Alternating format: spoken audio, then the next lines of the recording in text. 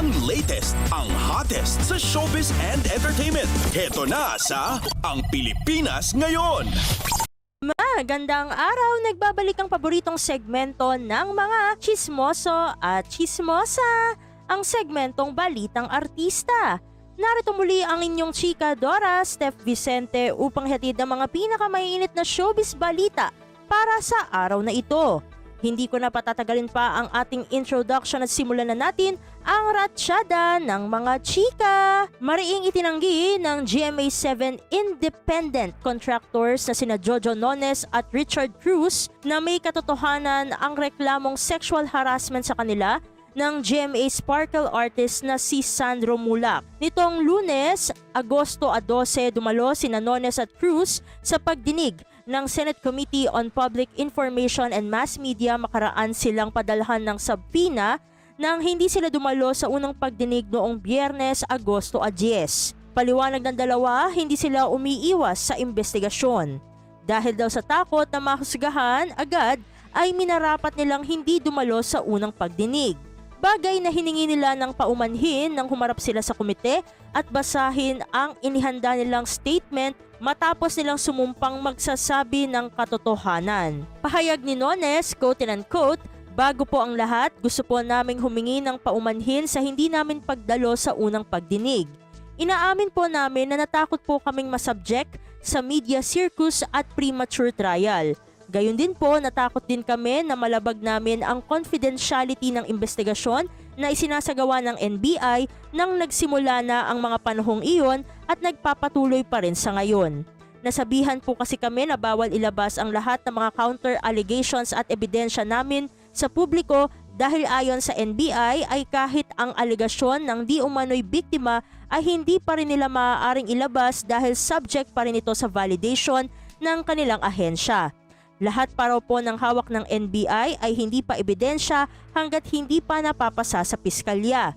Subalit matapos po naming mapanood ang nakaraang pagdinig ay nakita po namin na hindi mangyayari ang aming kinatatakutan dahil sinabi at siniguro naman po ng kagalang-galang nating chairman na si Senator Robin Padilla na hindi magiging korte ang Senado. Kaya humihingi rin po kami ng patawad sa kagalang-galang nating senador na si Jinggoy Estrada kung naunahan po kami ng takot, kaba at pangamba."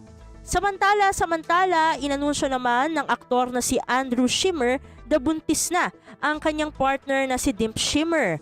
Sa pamamagitan ng Facebook nitong Agosto 11, ibinahagi ni Andrew ang larawan ng isang pregnancy test kit kung saan naglalaman ito ng positibong resulta. Ibig sabihin, nagdadalang tao na ang kanyang partner. Caption ng aktor, quote and unquote, "My God, totoo na to. Thank you Lord. Grabeng blessing po nito. We're all super happy, woohoo! Baby boy, let's go!" Sa hiwalay na post, ibinahagi rin ni Dimps ang 3 pregnancy test kits na ginamit upang makumpirma niya ang kanyang pagdadalang tao. Ipinakita niya ito sa kanyang ina. Sabi ni Dimps sa caption, quote and unquote, "Mami, ayan na ang hiling mo, matutupad na." At sa pagtatapos ng ating segmento, grabe kung pahalagahan ng kapuso daytime drama princess na si Jillian Ward ang kanyang mga fanay at supporters. Naniniwala si Jillian na kung hindi dahil sa mga taong walang sawang nagmamahal at sumusuporta sa kanya ay wala rin siya ngayon sa kanyang kinalalagyan sa mundo ng show business.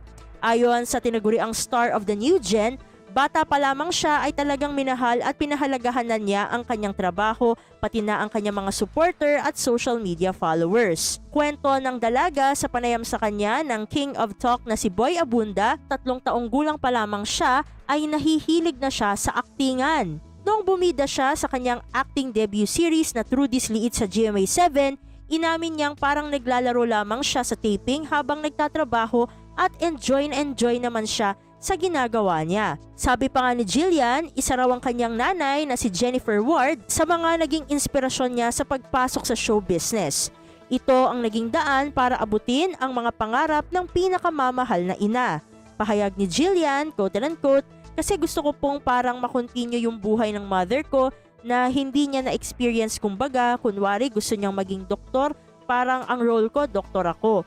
At syempre, inspirasyon din niya ang kanyang fans." Sabi nga ni Jillian, quote and unquote, "Actually, ang life goal ko kasi, Tito Boy, more than yung achievements, is maging parang light sa buhay ng ibang tao. Yung kapag maging magkaibigan kami, somehow magiging light ako sa buhay nila, na pag may problema sila, parang I'm just here and nagsishare ako ng good energy sa kanila." Grabe raw ang ligayang nararamdaman niya kapag nakakasama ang kanyang supporters. At talagang tinitreasure niya ang mga natatanggap na regalo mula sa mga fans, kabilang na riyan ang kinakalawang na ngayong singsing na ibinigay sa kanya.